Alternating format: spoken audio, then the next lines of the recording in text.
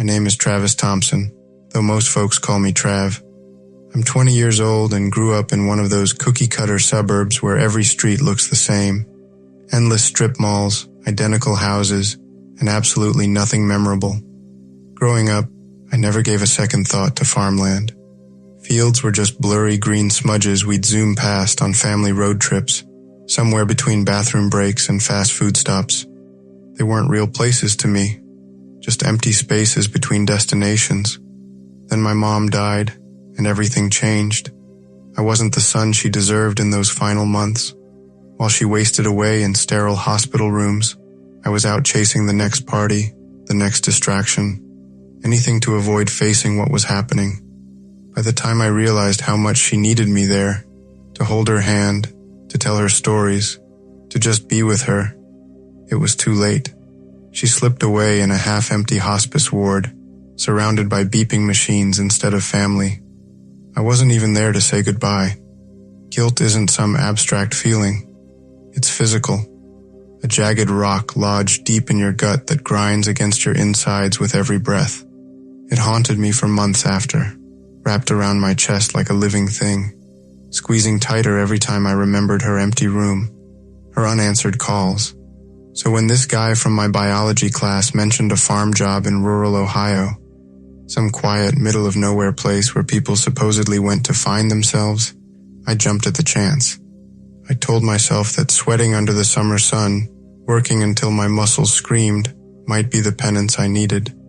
Maybe out there, with nothing but endless cornfields and big empty skies, I could finally learn to live with what I'd done, or hadn't done.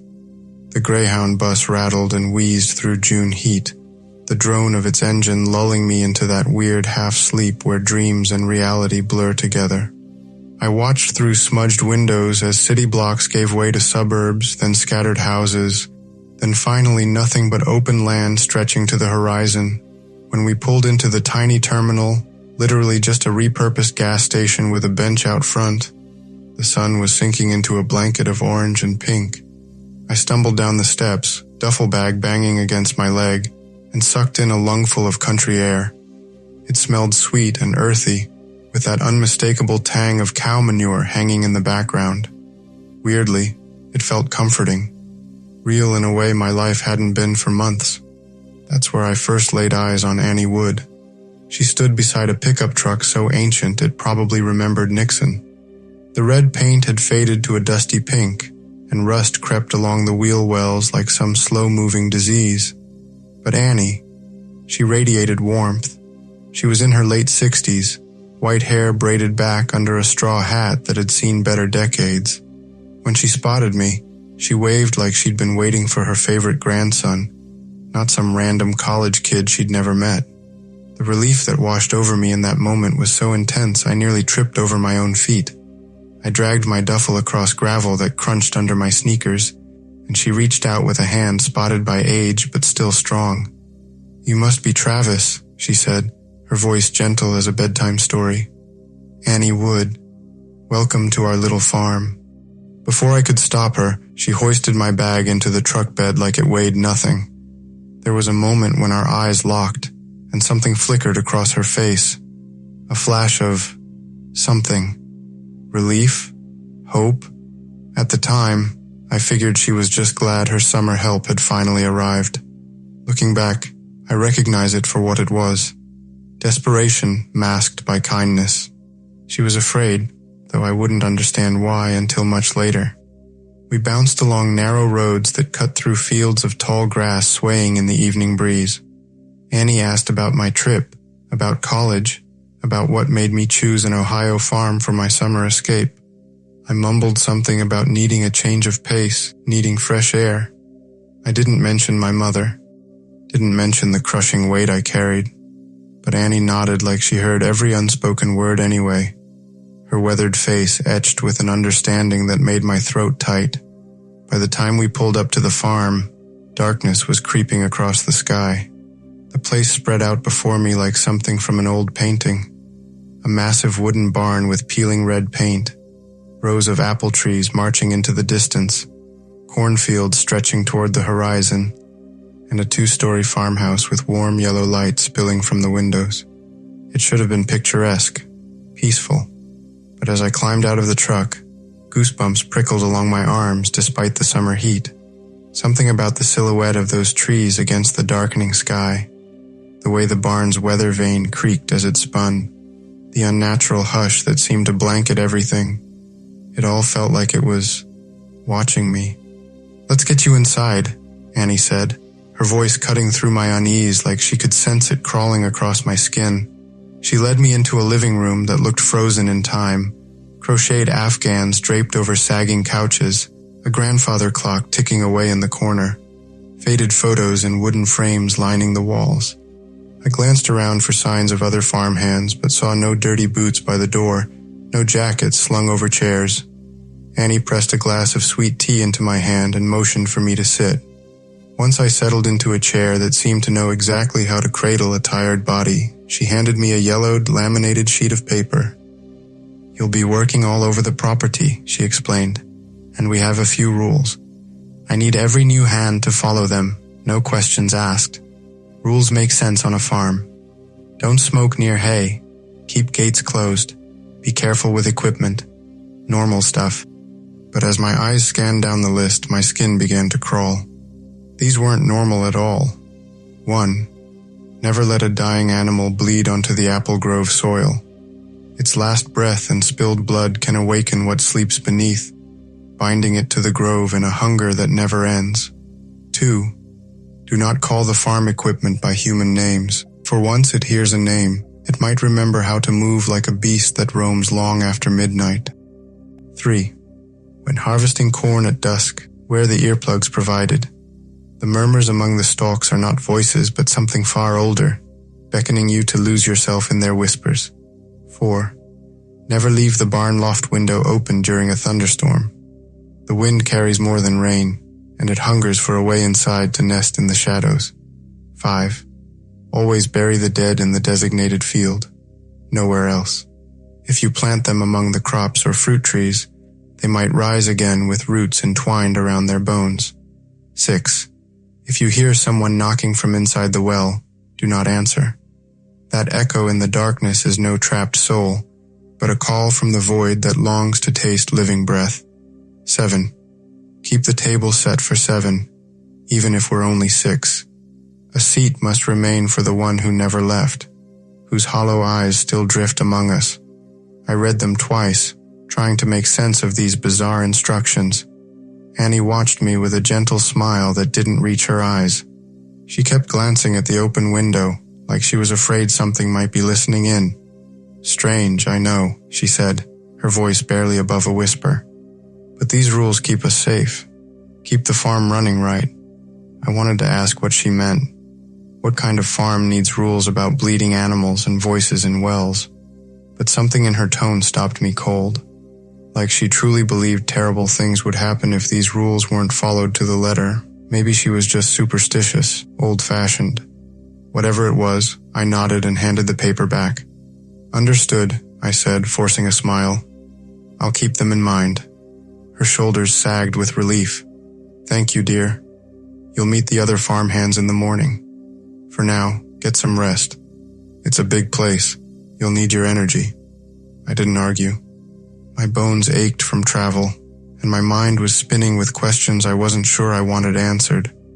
Annie led me upstairs to a guest room with plain white walls and a handmade quilt spread across the bed. She pushed open the window to let in the night air, then paused as thunder rumbled somewhere in the distance. "That's quite a storm rolling in," she murmured, more to herself than to me. For just a second, anxiety flashed across her face again. Then she wished me good night and slipped out, leaving me alone with my thoughts. I collapsed onto the bed, exhaustion hitting me like a truck. Outside, the wind picked up, carrying the smell of rain. I stared at the ceiling, listening to thunder growing louder by the minute. Something nagged at my brain. One of those rules. Never leave the barn loft window open during a thunderstorm. Should I check? Make sure it was closed? But I was so damn tired my eyelids felt weighted with lead. Sleep came, but it wasn't peaceful. Dreams chased me through hospital corridors that stretched on forever, my mom's voice calling from rooms I could never reach in time. Thunder crashed into my nightmares, and I tossed and turned until I finally jerked awake, my t-shirt soaked with sweat.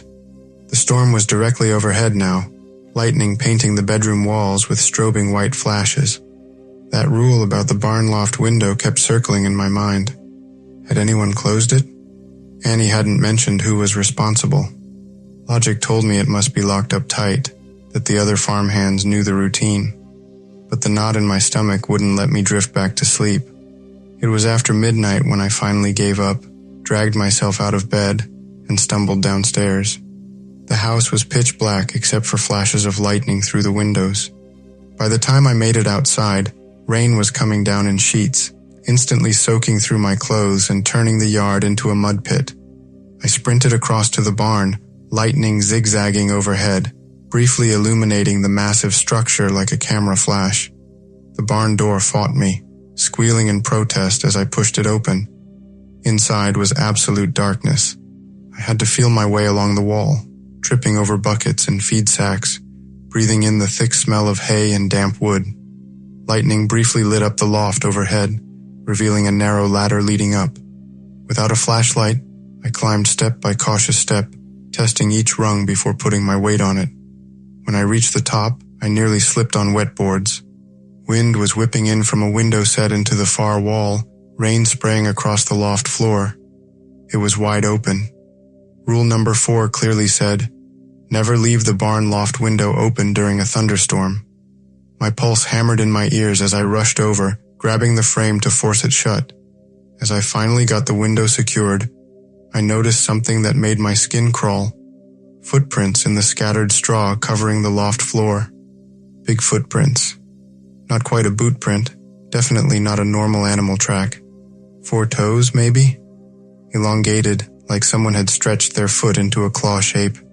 I slammed the window shut as thunder boomed directly overhead.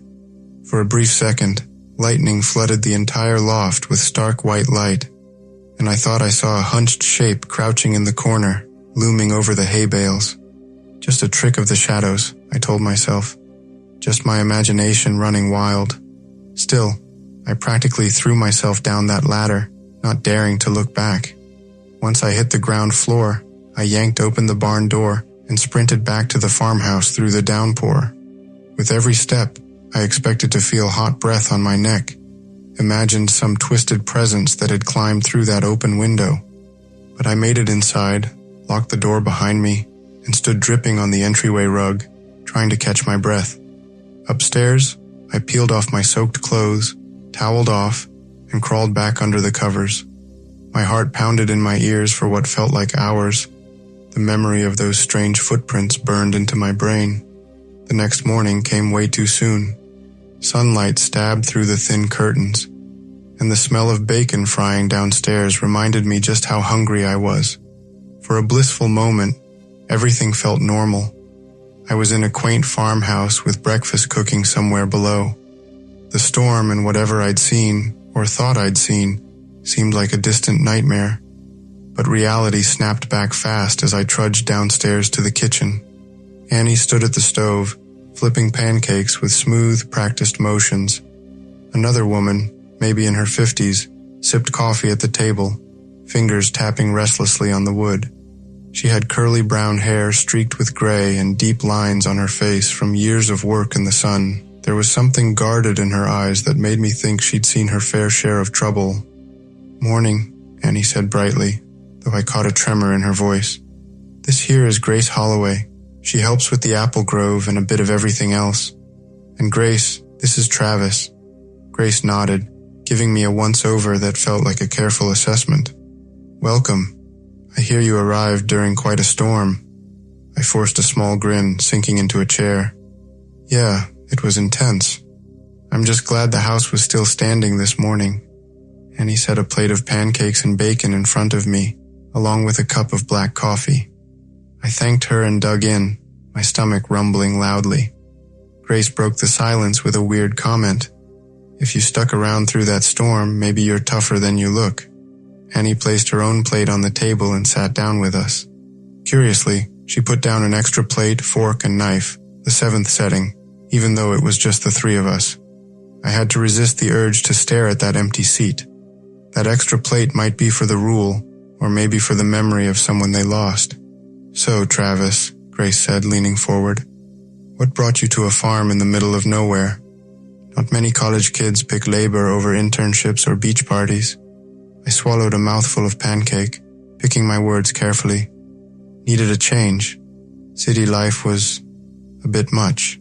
Figured some hard work might do me good. Grace's eyes narrowed slightly. Running from something? The question caught me off guard. I wouldn't put it that way. Everyone who comes here is running from something, Grace said, her voice low and knowing. Or someone. This place has a way of finding those who are damaged. "Grace," Annie warned, her tone sharp despite her gentle demeanor. Grace shrugged, unrepentant. He should know what kind of place he's walked into. Better than finding out the hard way. I set my fork down, appetite wavering. What exactly does that mean? Annie's hands trembled slightly as she poured more coffee. Grace just means that farm work can be challenging for city folks. Nothing more. But Grace's piercing stare told a different story. This land doesn't just grow apples, boy. The sooner you understand that, the better chance you have of leaving with your soul intact. A chill ran down my spine. That's poetic. It's the truth, Grace muttered, then fell silent. Annie forced a cheerful tone. We have a small crew here. Grace, myself, Cindy, Dean, and a couple others who come and go. You'll meet them all by the day's end. We work sunrise to sunset with Sundays off, unless there's an emergency. Sound fair? I nodded, struggling to regain my appetite. Sure. I'm up for whatever you need me to do. Annie managed a thin smile. We'll start you in the apple grove. Grace can show you the ropes. Though, her gaze flicked to the window, like she was remembering something. Travis, about last night, that barn loft window. Did you? Yeah. I woke up and remembered the rule about thunderstorms. I went out there to shut it. Grace glanced sharply at Annie. You told me you closed it before bed. Annie's face darkened. I thought I did. Must have forgotten. You never forget, Grace hissed, leaning across the table. Not something like that. Not after what happened last summer. Annie's eyes darted nervously to me, then back to Grace. Please, not now. What happened last summer? I asked, unable to contain my curiosity. We lost someone. His name was Ryan. Good kid, about your age. Didn't believe in the rules. She traced the rim of her coffee cup with one finger. Thought the barn loft window was superstitious nonsense. My mouth went dry. What happened to him? We found his clothes, Grace said flatly. Just his clothes, folded neatly on his bed. Nothing else. I swallowed hard. You mean he ran off? Annie cut in quickly. Must have. Left in the night. But her eyes told a different story. Yeah, Grace said, her tone dripping with sarcasm. Ran off naked in a thunderstorm. Makes perfect sense. I coughed lightly, hoping to break the tension. Well, the window's closed now. Good, Annie said, voice subdued. Then she reached for my empty plate. Eat up, dear. We've got a long day ahead. Grace led me around the property, pointing out the different sections. The apple grove, the cornfields, the equipment shed, the livestock pens. She moved with a confidence that hinted at decades of farm work. I noticed how her gaze constantly swept the horizon, as though searching for signs of trouble, an approaching storm, a stray animal, or something else. The farmhands come and go, Grace explained as we walked. Some stay a season, some stay years. Depends on what they're carrying inside. Carrying inside? She gave me a sidelong glance. Guilt, shame, fear. Take your pick. This place, it's a magnet for the broken. Annie can sense it, you know. Has a knack for finding lost souls who need a place to heal. I thought about my mother, about my absence during her final moments. I'm not broken, I said defensively. Grace laughed without humor. Sure, kid, and I'm the Queen of England. She stopped abruptly, turning to face me. Listen, I've seen dozens like you come through here. Young, haunted eyes carrying something heavy. No shame in it. Just know that this land, it sees your wounds too. A chill crept along my spine despite the warm sun overhead. You talk about this place like it's alive. Isn't it? Grace gestured broadly. What's alive if not something that grows, that feeds, that reacts when it's hurt? Her voice dropped to a whisper. That remembers. We crossed paths with a lanky guy hauling buckets of feed. Dean, she said, who gave a friendly wave. His eyes were bloodshot, and he looked exhausted. Newbie, huh? He said with a hint of humor. Don't let the apple grove spook you.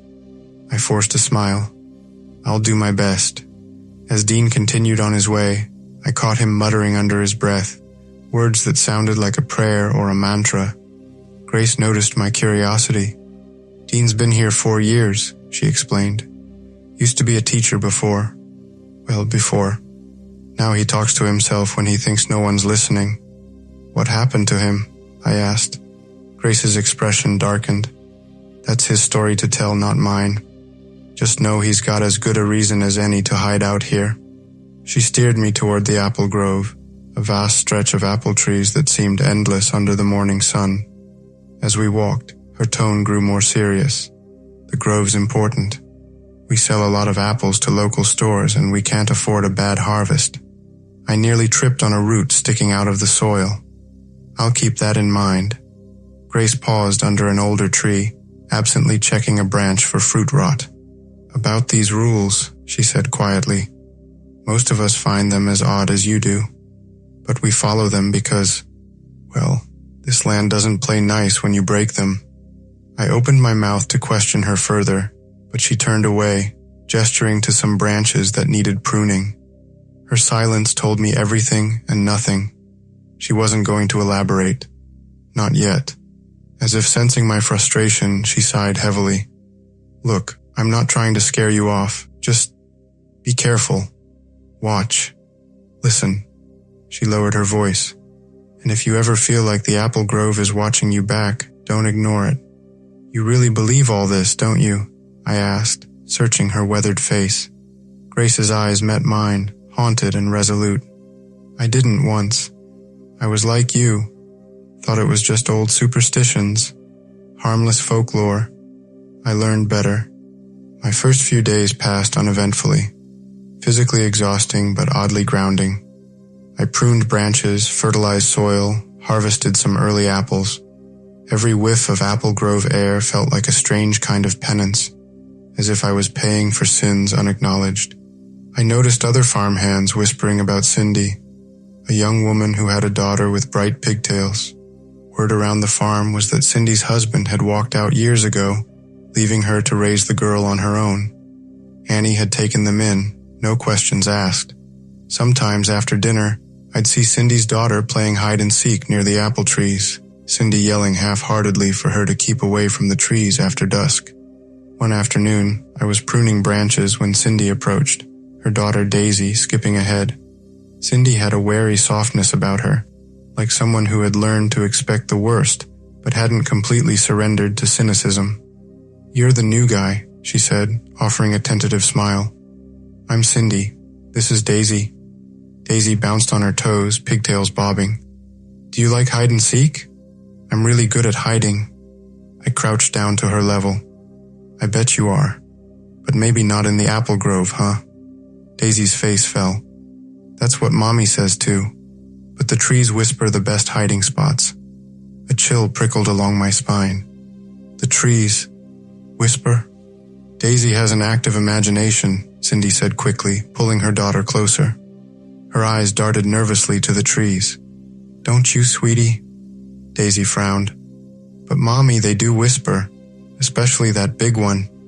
She pointed to a massive apple tree at the grove's center, older and more gnarled than the others. It knows everyone's secrets.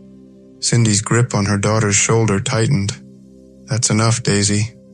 I glanced at the ancient tree, its twisted branches reaching toward the sky like arthritic fingers. Have you been here long? I asked Cindy, trying to change the subject. Almost a year. Cindy's voice softened. Annie took us in when we had nowhere else to go. She saved us. From what? The question slipped out before I could stop it. Cindy's eyes darted away. My ex-husband. He wasn't a good man. She absently touched a faded bruise on her forearm. Annie gave us shelter when nobody else would. Said this place accepts those who need healing. That's what Grace said too, I murmured. About the farm finding broken people. We're not broken, Cindy said sharply, then caught herself. Sorry, we're healing. There's a difference. Daisy tugged at her mother's hand. Mommy, can I go play by the well? Cindy's face paled. Absolutely not. You know the rules.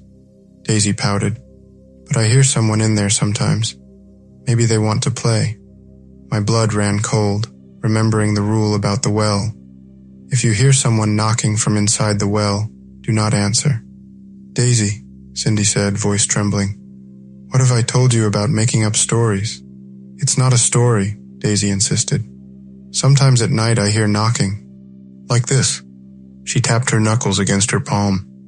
And then voices. They know my name, Mommy. Cindy scooped her daughter up with surprising strength. We have to go. Sorry, she muttered to me, already turning away. She gets these ideas. I watched them leave, Cindy whispering frantically to Daisy, who kept glancing back over her shoulder. Not at me, but at the grove of trees behind me. I couldn't shake the feeling that those ancient trees were indeed watching, listening, remembering. My instinct proved me right, because one late afternoon, I overheard Grace talking with Annie in the barn. Their voices were hushed, but tension laced each syllable. We can't ignore the signs, Annie, Grace said. A few chickens have disappeared and that calf has a nasty gash. This might be more than just coyotes. Be quiet, Annie hissed. You know better than to speak of it so openly. For God's sake, Annie, we need to warn the others, especially the new boy. If it's waking up again. It's not, Annie insisted, but fear threaded through her words. I've been attending to it, making the offerings. It's just restless because of the drought. Grace's voice dropped even lower. Offerings won't be enough forever.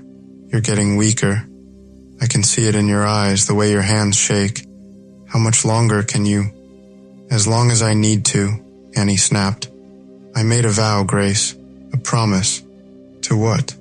Grace's voice cracked with emotion. That thing isn't your husband, Annie. It just wears his memories like a skin. How many more lives are you willing to sacrifice to keep it fed? I leaned closer, heart hammering. Sacrifice? What the hell were they talking about? I do what I must, Annie whispered, her voice breaking. For all of us. For this land. And when it takes another farmhand, another child, what then? Silence fell. I held my breath, afraid they'd hear me. It won't come to that, Annie finally said. I won't let it. They fell silent the moment they spotted me. I pretended I hadn't heard anything, but a cold bead of worry trickled down my spine. A calf with a gash, disappearing chickens, and footprints in the loft. Something prowled these grounds, and it wasn't just regular wildlife. On my 6th night at the farm, after everyone turned in, I found myself too restless to sleep.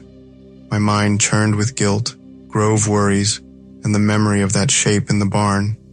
I stepped onto the porch, hoping some fresh air might calm me. The moon was bright, illuminating the entire yard in a silvery glow. I stood quietly, letting the night sounds wash over me. Crickets chirping, an owl hooting somewhere in the distance. The apple trees rustled in a breeze that barely touched the rest of the farm. It was like a separate world out there, whispering secrets. Suddenly, I heard a soft scraping sound. Wood against wood. My gaze darted to the old well behind the farmhouse. My heart pounded as I remembered rule number 6. If you hear someone knocking from inside the well, do not answer. At first I told myself I wasn't hearing anything, just crickets. But then it came again. Not a knock, but a subtle scraping, like nails on stone. I forced myself to breathe slowly, to remain calm. No one else was around. I could see that the well's wooden cover was slightly ajar, which it shouldn't have been. Was something inside? The scraping stopped abruptly. In the silence that followed, I heard something that froze my blood. A voice, soft and achingly familiar. "Travis? Baby, is that you?" My mother's voice. Exactly as it had sounded in those final days, weak and desperate. My heart lurched painfully. "I've been so lonely down here," the voice continued, rising from the well like smoke. "Why didn't you come when I called for you? Why did you leave me alone to die?" I staggered backward, bile rising in my throat. It wasn't possible. It couldn't be her. "Please, Travis," the voice pleaded. "I just need to see your face one more time. Come closer. Look down. I'm right here." My feet moved of their own accord, drawn by the magnetic pull of that voice. 1 step, 2 steps. The well's edge grew closer, the darkness within seeming to deepen, to hunger. "That's it," the voice soothed. "Just a little closer. Don't you want to say goodbye properly this time?" I was 3 feet away when a hand gripped my arm, yanking me back with surprising force. I spun around to find Dean, his face a mask of terror in the moonlight. "What the hell are you doing?" he hissed, pulling me away from the well. "Are you trying to get yourself killed?" The spell broken, I stammered. I heard my mother's voice." Dean's grip tightened painfully. "It wasn't your mother," he said, voice trembling. "It's never who you think it is. That's how it lures you close enough to grab." A shudder ran through me. "What is it?" "Something old," Dean whispered. "Something that's been here since before the farm, before the town. It feeds on grief, on the pain we carry." His eyes were wild, haunted. "That's why we're all here, you know. Why Annie finds us. We're the perfect prey." The cover slammed shut with a bang that echoed across the yard. I swallowed a scream, stumbling backward toward the house. Dean followed, constantly glancing over his shoulder. "Listen to me," he said urgently as we reached the porch. "This place, it's not what you think. Annie, she's made arrangements." "What kind of arrangements?" I asked, my pulse thundering in my ears. Dean looked around nervously. "Sacrifices. Small ones at first. Animals. Then more." "People?" I whispered, horrified. He shook his head frantically. No, not directly. But the apple grove. It takes pieces of us, of our souls." His voice broke. "I've been here 4 years. 4 years of nightmares, of hearing my students calling from the well, begging me to save them like I couldn't before." "Your students?" Pain contorted Dean's features. "There was a shooting at my school. I hid instead of helping them. 23 children died while I cowered in a supply closet." His hands shook violently. "I hear them every night, in the grove, in the well, everywhere." I backed away, overwhelmed by his confession. "Why are you telling me this?" "Because you need to know what this place does," he whispered. "It doesn't heal us, Travis. It harvests our pain. And Annie, she orchestrates it all." With that, he slipped away into the shadows, leaving me trembling on the porch with questions I wasn't sure I wanted answered. I locked the door with shaking hands. Eventually I crept upstairs to bed, mind swirling with fears I barely understood. The next morning I joined everyone for breakfast. Annie set the table, that mysterious 7th place included. Cindy and her daughter Daisy arrived late. Daisy clung to her mother's hand, looking pale and upset. "You okay, sweetheart?" Annie asked, concern knitting her brow.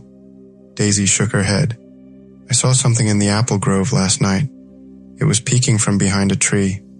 It waved at me." Cindy shot the girl a warning look, trying to hush her. But Daisy's eyes brimmed with tears. "It had a long face, Mama, and its arms were too long." A cold hush fell over the table. Even the most skeptical farmhand paused mid-chew.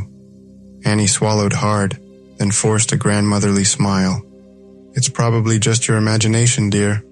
Let's not dwell on it." "It wasn't imagination," Daisy insisted, lower lip trembling. "It knew my name. It said it was waiting for me." Grace's fork clattered against her plate. Dean stared at his hands, knuckles white around his coffee mug. "That's enough, Daisy," Cindy said sharply, but fear threaded through her stern tone. A muscular man with tattooed arms, Eddie, I'd learn later, snorted. "Kid's got an overactive imagination. Next, she'll be telling us the cornfields singing to her." "Eddie," Grace warned, but he waved her off. "Come on, are we really going to act like a little girl's nightmare is some kind of omen? This superstitious crap is getting old." "It's not crap," Dean said quietly, eyes fixed on his plate. "I've seen it too. By the oldest apple tree."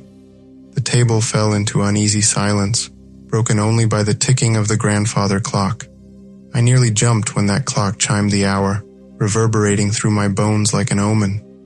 After breakfast, I found myself drawn to a hallway lined with old photographs. The black and white snapshots showed the farm in different eras. An older man standing in front of a much newer barn, a young Annie next to a tractor, grove trees that looked half their current height. One photograph, tucked in the corner, depicted a group of people around the dinner table. I counted them. 7. Each face had a faintly grim expression, as though forced to celebrate some dark secret. Behind me, Annie's voice startled me. "Family can be complicated, can it?" she said softly. "We do what we must to keep them together." I turned to face her, heart thumping. "These are your relatives?" "Some, yes," she whispered. "And some caretakers of the land before me. The farm's been in different hands over the years, but the apple grove, the grove's older than all of us." She gazed at the photo with something close to sorrow, or maybe regret. Her shoulders looked small and fragile. It hit me then how fully she carried the burdens of this place, and how her cheerful demeanor masked a deep, abiding fear. "I never wanted this," she said, almost to herself. "When my Jacob died, I thought I'd follow him soon after. The cancer was spreading fast." Her fingers traced the photo's edge. Then the grove spoke to me, offered me more time. My skin prickled. "Spoke to you?" Annie's eyes met mine, filled with a terrible mixture of shame and resolve. Not with words, with feelings, impressions. It showed me what it needed, what it could give in return. "And what did it need?" I asked, though I feared I already knew. "Sustenance," she whispered. "Fear, pain, blood sometimes, the currency of living things." I stepped back, bumping against the wall. "Jesus, Annie, you make it sound like a monster?" She gave a hollow laugh. "Perhaps it is. But it's also given me 15 years I shouldn't have had. 15 years to help others like you, Travis. Lost souls who carry wounds so deep they might never heal otherwise. Help us?" I echoed incredulously. "Or feed us to whatever's in that apple grove?" Annie's expression hardened. "You don't understand. The grove takes only what we can spare, the pain we're drowning in anyway. In return, it gives us purpose, shelter, a place to belong." "At what cost?" I demanded, anger rising. Daisy's terrified. Dean's falling apart. What happens when it wants more than just our emotional trauma? Annie's face went pale. "I control it," she insisted, but her hands trembled. "I maintain the balance. And when you can't anymore? What then?" She walked away, leaving me alone with a gnawing sense that I was in far over my head. A few days slipped by, each one weighed down by an unsettling sense of expectation. Nothing outright terrifying happened. No more well scraping or monstrous footprints. But everyone on the farm seemed on edge. Even the animals acted skittish, cows lowing anxiously at night, chickens huddling together in corners of their coop. Grace barked orders more sharply than usual. Annie hovered over tasks she normally delegated. Cindy kept Daisy indoors whenever possible. Eddie, the tattooed farmhand, grew increasingly vocal about his contempt for the farm's rules. "This is 21st century America," he complained one afternoon as we repaired a fence. "Not some medieval village with curses and witchcraft." I had grown more cautious since my conversation with Annie, more convinced that there was something supernatural at work here. "Maybe the rules exist for a reason," I suggested. Eddie spat on the ground. "Yeah, to keep us scared and compliant. Annie's losing her mind. and the rest of you are getting sucked into her delusions. You don't believe any of it? The grove, the well, none of it? He hammered a nail with unnecessary force. I believe people see what they want to see. Create monsters to explain the random cruelty of life.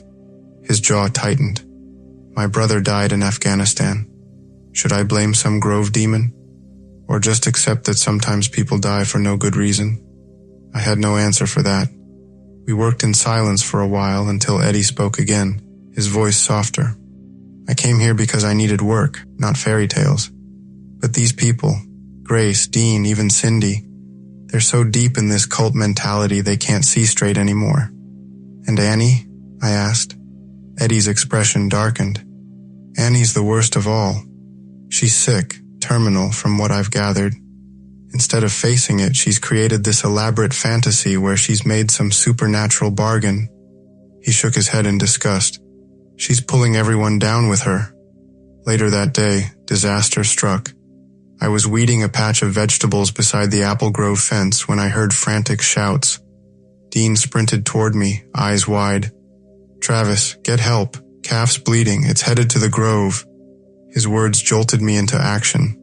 I dashed toward the grove's entrance, adrenaline surging. Grace and Cindy were already in a panic, trying to intercept the wounded calf before it could stumble into the apple grove soil. But we were too slow. The poor creature, leg gashed open, collapsed among the apple trees, blood seeping into the earth. Never let a dying animal bleed onto the apple grove soil. Its last breath and spilled blood can awaken what sleeps beneath, binding it to the grove in a hunger that never ends. Cindy cursed under her breath, tears burning in her eyes. She and Grace wrestled the calf onto a tarp, trying to keep more blood from soaking the ground, but the damage was done. A dark stain glistened on the soil. Annie arrived, panting, face ashen. Get it out! Hurry! We hauled the calf away, leaving a crimson patch behind. The grove itself seemed to moan in the sudden breeze, branches clacking eerily. Once we'd brought the calf to a penned area, Cindy dropped to her knees in despair. I tried to keep it from... I tried. What happened? I asked, still catching my breath. Eddie, Grace snarled, fury etched in every line of her face. He left the gate open. The calf wandered out, got caught in barbed wire trying to get back in. It wasn't deliberate, Dean said, though he didn't sound convinced. Eddie appeared, hands in his pockets, expression unreadable. It was an accident. I didn't mean... You never mean anything, do you? Grace spat. Just like you didn't mean to name the tractor last week, or leave the barn door unlatched during the full moon. Eddie's face flushed. This is insane. It's just a calf that got hurt. Animals get hurt on farms. It happens. Not in the apple grove, Annie said, her voice quavering. Never in the grove. She pressed her hands over Cindy's, voice trembling. We'll bury it. We'll pray. We'll do what we can. The rule had been broken, and we'd all seen it happen. A sense of dread, deeper than anything I'd felt before, settled over the farm. Something had been awakened, or at least stirred, by that spilled blood. I couldn't shake the feeling that the grove itself had tasted us. As we walked back toward the farmhouse, Dean fell in step beside me, his voice barely audible. It's starting again. What is? I asked, though part of me didn't want to know. His eyes darted to the apple grove, then away. The harvest, not of apples, of us. Night brought a howling wind, rattling window panes and shaking the barn. I lay awake, haunted by images of that blood-soaked grove floor. Eventually, I drifted into a fitful sleep, only to jolt awake at the sound of loud banging on the farmhouse door. I grabbed a flashlight and hurried downstairs, nearly colliding with Grace in the hallway. She looked as startled as I felt. We opened the door to find Dean, breathless, eyes rolling with panic. You'd better come to the apple grove, he said, voice breaking. Now. Annie appeared behind us, already pulling on a coat. Cindy, her face pale as a sheet, joined too. We all rushed outside. Clouds blanketed the moon, casting everything in deep shadows. My flashlight beam swung wildly as we ran. When we reached the grove, the stench of rotting overwhelmed me. In the dim glow, I saw apple trees sagging with fruit that appeared swollen, discolored, oozing a dark liquid. A sticky fluid dripped from leaves, spattering the ground with wet plops. The entire tree garden reeked like rancid meat. Christ, Grace breathed, covering her nose. It's worse than last time. Cindy gagged, covering Daisy's eyes. Grace's hand flew to her mouth, and Annie swayed as though she might faint. I stepped forward, boots squelching in the sludge, trying to understand the magnitude of what I was seeing. It was like the apple grove had become diseased overnight. A single apple dropped at my feet with a sickening thud, bursting open to reveal maggot-ridden pulp. But the maggots glistened red, as though feeding on something far worse than normal rot. Dean swore loudly, stumbling back. They look like tiny fingers, Daisy whispered, peering between her mother's fingers. Like baby hands reaching out. Cindy quickly turned her daughter away. Don't look, baby, don't look. Annie closed her eyes, tears clinging to her lashes. Oh God, it's happening again. Again? I breathed. What do you mean? She didn't answer. Her lips trembled in silent fear. Her hands tightened into fists. Grace ripped off her jacket, wrapped it around her hand, and reached for one of the dripping apples. She yanked it from the branch. The apple peeled away in her palm, globs of putrid flesh falling in stringy chunks. But within the rot, something gleamed. A tiny eye, milky white and very much alive, blinking up at us. Grace dropped it with a cry of disgust. The eye-infested apple splattered on the ground, and dozens of similar eyes seemed to roll outward, all turning to stare at us. It's watching, Dean moaned, backing away. All of it. It's become eyes. We'll need to remove all this, Grace said, voice barely steady. Burn it. Otherwise the grove could spread its curse, Annie finished in a hushed tone. Daisy whimpered. Cindy scooped her up, tears in her own eyes. The apple grove had turned into a nightmare realm. Dark fruit glistening with a vile, clotted substance, leaves sagging under some unknown corruption. Was this the grove's retaliation for tasting the calf's blood?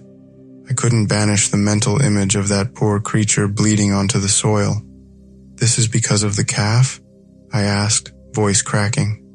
Annie nodded grimly. Blood awakens it, makes it hungry for more. More what? I pressed. More blood? Her eyes met mine, hollow with a terrible knowledge. More life, more fear, more souls if it can get them. Eddie appeared at the grove's edge, face contorted in disgust. What the hell is that smell? When he saw the oozing trees, he stopped dead. No way, this isn't possible. Still think it's all superstition? Grace asked bitterly. Still think Annie's making it up? Eddie's face went pale in the moonlight. This has to be some kind of blight, a parasite, something scientific. Science doesn't make apples grow eyes, Dean muttered. For once, Eddie had no retort. He stood frozen, watching as a drop of black fluid from the nearest tree splattered onto his boot, sizzling softly against the leather. We spent the rest of the night, and well into the next morning, gathering the rotted apples. The process was revolting. The smell alone made people vomit. Maggots crawled over our gloves, red fluid dripping from crates. Cindy was forced to keep Daisy inside the house once the child fainted from the stench. Not all the farmhands participated willingly. Eddie argued with Annie. This is insane. What are we even doing? No apple grove just spontaneously rots like this. Annie pleaded with him. Please, Eddie, we have to get rid of it. Bury it all in the designated field. It's the only safe way. Safe way, Eddie muttered, rolling his eyes. You act like these apples are possessed or something. Aren't they? Dean challenged, holding up an apple with 3 blinking eyes embedded in its flesh. What do you call this? Eddie backed away. I call it a reason to call the Department of Agriculture, not perform some backwoods exorcism. You stupid, ignorant... Grace lunged at Eddie, but I caught her arm. Stop it, I said. Fighting won't help. Eddie glared at all of us. You're all under her spell, he said, pointing at Annie. Can't you see she's manipulating you? Playing on your fears, your guilt? Think about it. Why does she only recruit people with trauma, with pasts they're running from? Cindy stepped forward, voice low and dangerous. Because she gives us a chance when no one else will. She saw me, really saw me, when I was broken and alone. The rest of the world just looked away. Because you're exactly what she needs, Eddie insisted. Vulnerable, desperate, easy to control with all this supernatural theater. He gestured wildly at the rotting grove. This is fucked up, but it's not magic. It's just nature being disgusting, like it sometimes is. Then why are there eyes in the apples? I asked quietly. Why did the well call to me with my mother's voice? Eddie's gaze snapped to me. What? The well, I repeated. It spoke to me, with my dead mother's voice, tried to lure me closer. I swallowed hard. Dean pulled me back just in time. Dean's face went pale. I don't remember that. A cold chill ran down my spine. But you were there. You grabbed my arm, told me it wasn't really her. Dean shook his head slowly. I was asleep that night, Travis. I never left my room. Confusion crashed over me. If it wasn't Dean who saved me, then who or what had pulled me away from the well? Eddie's harsh laugh broke the tension. See? You're all hallucinating. Seeing things, hearing things. It's mass hysteria, not demons or whatever. Enough, Annie said, voice cracking like a whip. Whether you believe or not, Eddie, these apples need to be destroyed. If you won't help, then stay out of the way. I understood Eddie's frustration. The entire situation felt beyond reason. But what alternative did we have? If we left the grove in this state, it might taint the entire farm. Each time I closed my eyes, I envisioned a tidal wave of black rot creeping across fields, barns, livestock, and eventually people. We lugged crates of oozing apples to the designated field, the one ringed by an old fence where farmhands buried animals. Normally, that field was quiet and somewhat peaceful despite its purpose. Now, it felt like a battleground. We tore open the earth, tossing the foul apples into deep pits. Some of the farmhands prayed under their breath. Others cursed the day they ever set foot here.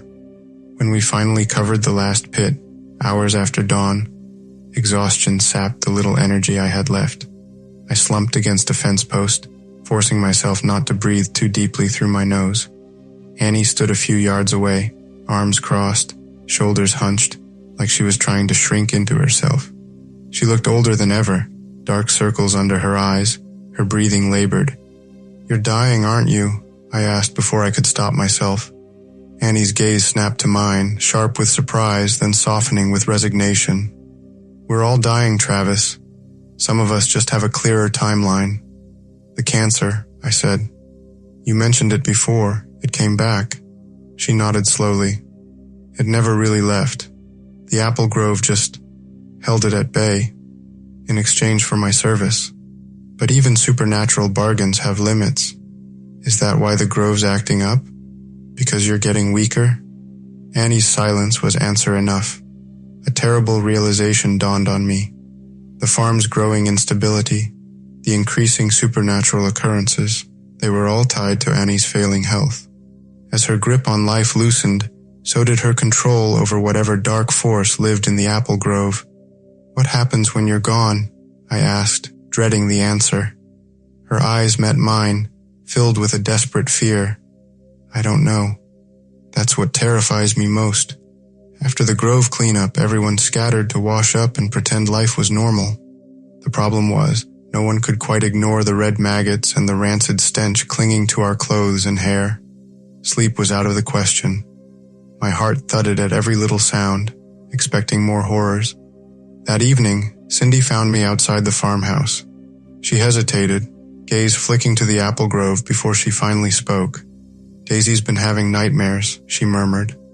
All day, she keeps talking about a woman in the tree grove calling her name. I frowned. A woman? Does she recognize her? Cindy shook her head, tears threatening to spill. She said the woman's face changes, Travis.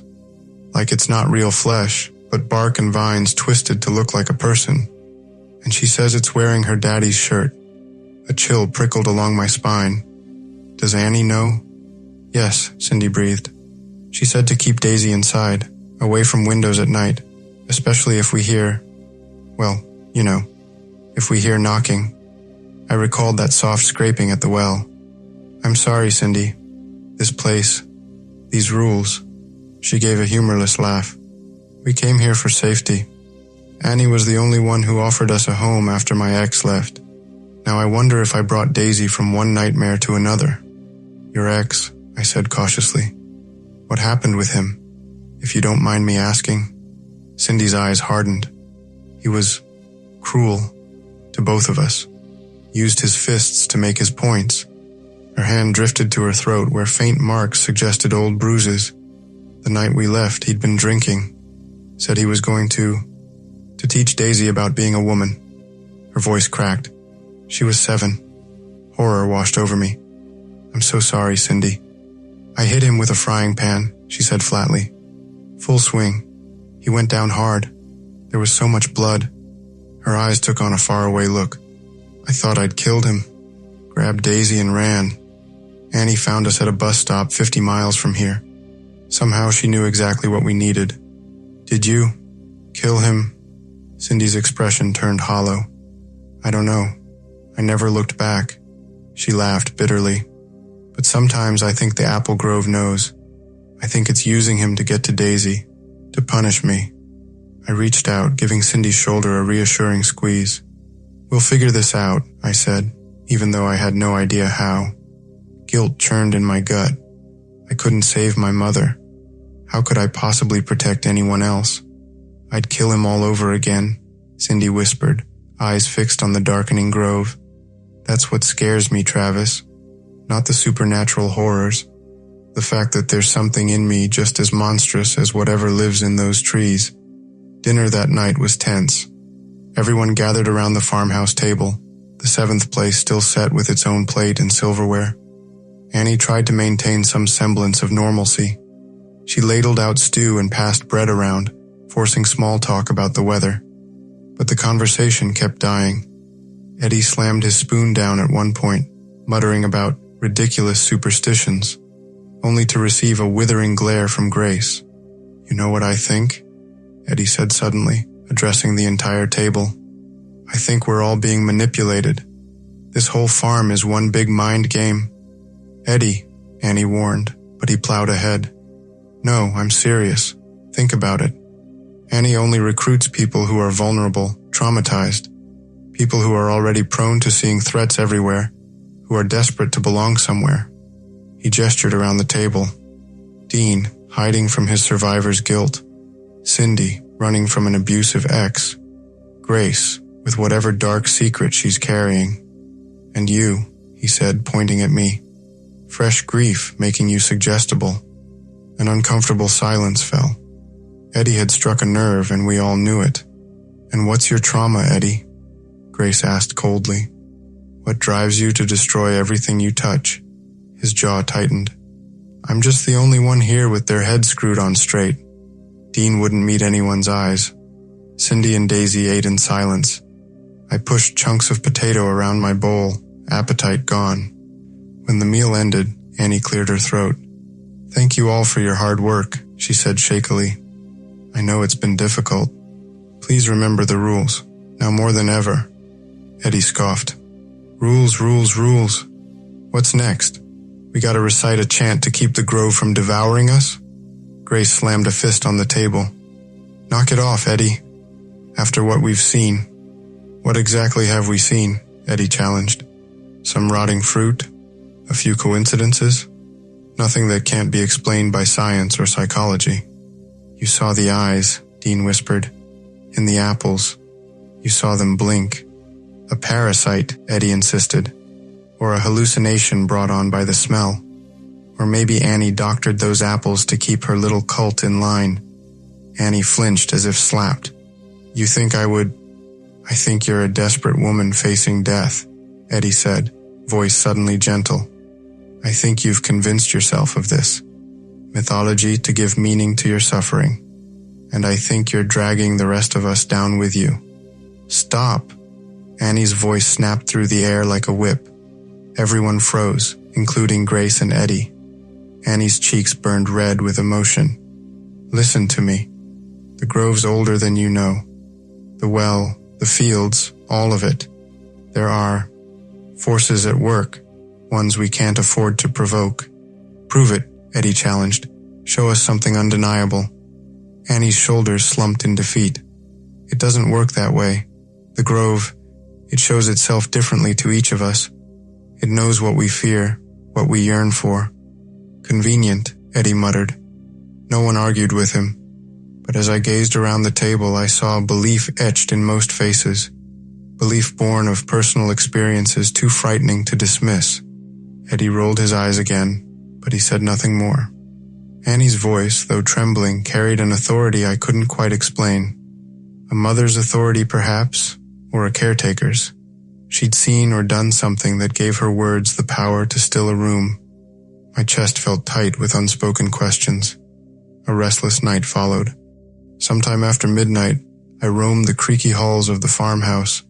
The wind outside shifted tree branches against the windows, making eerie tapping sounds that set my nerves on edge. Determined to distract myself, I slipped into a small room at the end of the hall. Annie's study.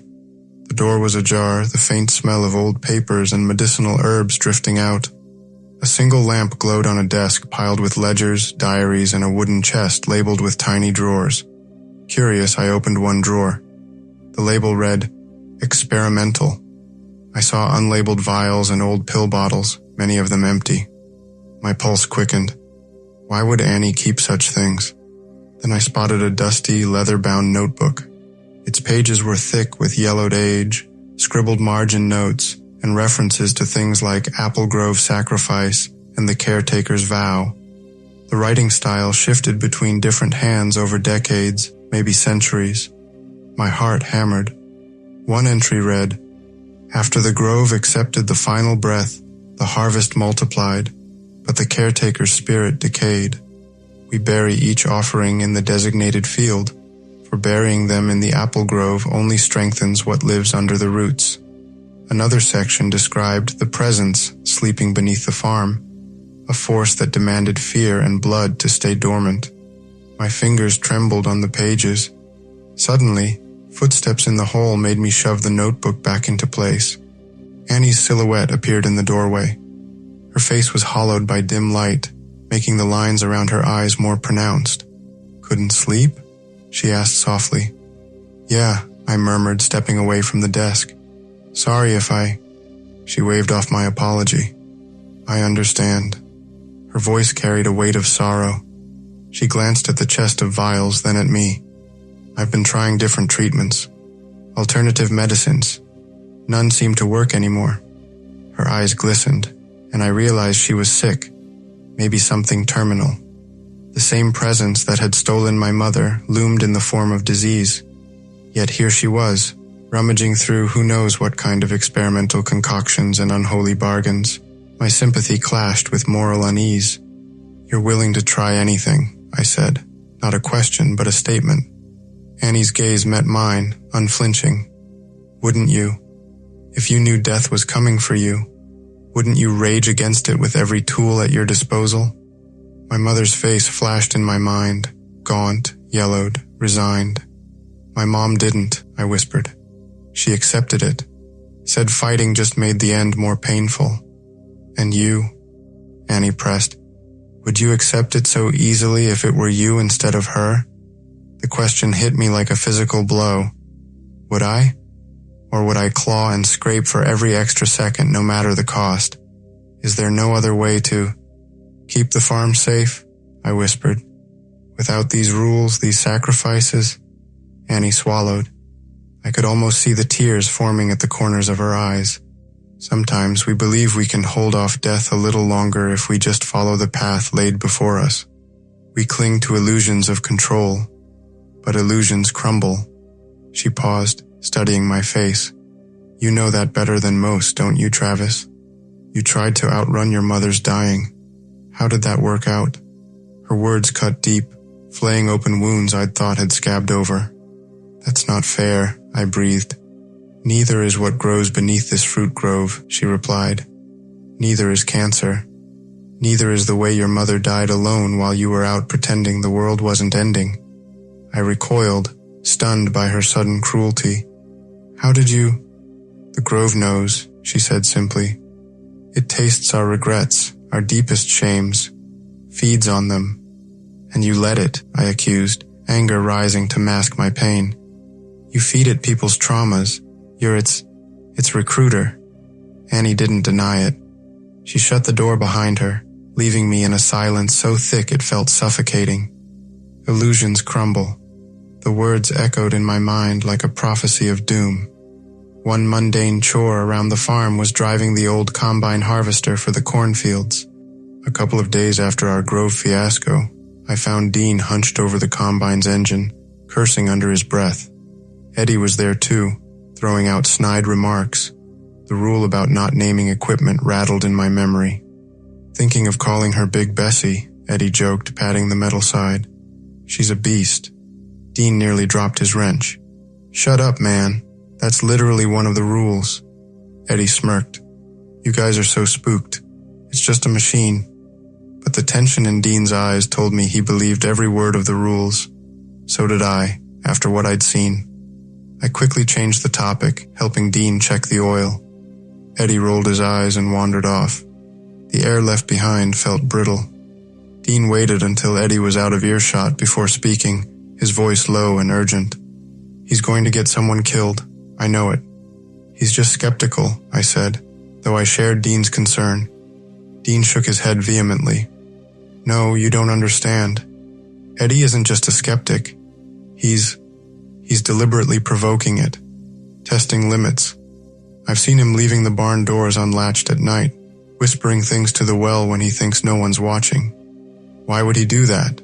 Dean's eyes darted around, as if afraid the combine itself might be listening. I think he's trying to prove something, or maybe disprove it. Either way, he's playing with forces that don't follow human logic. I remembered Eddie's bitter comments about his brother who died in Afghanistan, his refusal to accept supernatural explanations for tragedy. He's grieving, I said quietly, angry at a world that took his brother for no reason. We're all grieving something, Dean countered. But most of us don't try to wake ancient horrors out of spite. The combine made a strange clicking sound, as if in agreement. We both jumped, then nervously laughed it off. But as we walked away, I couldn't shake the feeling that the massive machine's headlights followed our movements like watchful eyes. Another week passed, and Annie's condition seemed to worsen. She often retreated to her room, leaving Grace to manage day-to-day tasks. Whenever Annie appeared, her face looked paler, her shoulders more stooped. One evening, as I passed her bedroom door, I heard her coughing, a deep, hacking cough that made me wince. I peered inside to see her hunched over a bowl, spitting flecks of blood into water. Fear lanced through me. She noticed my presence and quickly tried to hide the bowl. Travis, she croaked, voice strained. Please, can you fetch me some tea from the kitchen? I'll be right out. She forced a smile that made my chest ache with pity. I nodded, stepping away. Once in the kitchen, Grace shot me a questioning look. Is she coughing again? I nodded. Grace's eyes flicked with sadness. She's been fighting some illness for years. It's gotten worse lately. The cancer, I said. It was never really gone, was it? Grace's expression turned guarded. How much has she told you? Enough. About the bargain, the Grove, how it's kept her alive. Grace sank into a chair, suddenly looking every bit her age. 15 years ago, Annie was given 3 months to live. Stage 4 pancreatic cancer. She stared at her weathered hands. Jacob, her husband, had just died. She had nothing to lose when the Grove made its offer. What exactly was the offer? I asked, my voice barely audible over the whistling kettle. Grace's eyes met mine, haunted and knowing. Time. Time bought with fear, with pain, with ritual obedience. The Grove feeds on it all, our nightmares, our traumas, our desperate clinging to life. A single tear slid down her cheek. For 15 years, Annie has choreographed a delicate dance, balancing the Grove's hunger against the farm's well-being. She's protected us in her way. By using us, I pointed out, by bringing damaged people here to feed whatever's in that grove. Grace's expression hardened. Is that so different from what the rest of the world does? At least here, our pain serves a purpose. Elsewhere, it's just wasted, ignored. I poured hot water into a mug, adding herbs from a tin labeled Annie's Mix. If these medicinal concoctions were enough to save her, she wouldn't be spitting blood, would she? She's dying anyway, I said quietly. Despite the bargain, Grace nodded solemnly. All bargains have limits. And the grove, it grows impatient as she weakens, hungry for what comes next. What does come next? I asked, dreading the answer. Grace's eyes met mine, flat and despairing. Someone else must take up the caretaker's mantle, or the grove will choose for itself. A terrible suspicion formed in my mind. Is that why she brought me here? To groom me as her replacement? Grace didn't answer directly, but her silence spoke volumes. Take her the tea, Travis. She doesn't have many comforts left. When I brought the tea to Annie, she thanked me with trembling hands. Don't worry, she murmured. I'll be fine. But her eyes told a different story, haunted and hollow. Reminded me too much of my mother's last weeks. You wanted me for this, didn't you? I asked bluntly. To continue your bargain after you're gone. Annie's gaze sharpened despite her weakness. I considered it. You have the right kind of wound. The kind that never heals. The kind the grove finds. Delicious. She sipped her tea. But I've changed my mind. I won't doom another soul to this half-life I've lived. Then what happens when you die? Her eyes filled with a terror so profound it made my chest constrict. I don't know, she whispered. And that's what frightens me most of all. Then it happened. The thing we'd half expected but never truly prepared for. A few nights later, a thunderstorm built on the horizon, silver blue lightning illuminating distant clouds. The atmosphere felt electric with tension. I was in the barn, checking on some tools, when I heard the roar of an engine. High-pitched at first, then deep and grinding. The combine. My heart plummeted. The combine was stored in a covered shed next to the barn. There was no reason for it to be on. I dropped everything and rushed out. The combine's huge silhouette loomed, headlights flickering as it lurched forward. What the hell? I muttered, running toward the cab. No one was in the driver's seat. The massive tires crunched gravel, the mechanical arms rattling ominously. Dean and Grace sprinted over, eyes wide with disbelief. Kill the engine, Dean shouted, but the combine swiveled around, as if it had a mind of its own. Lightning streaked overhead, thunder booming. Someone named it, Grace rasped, voice trembling with anger.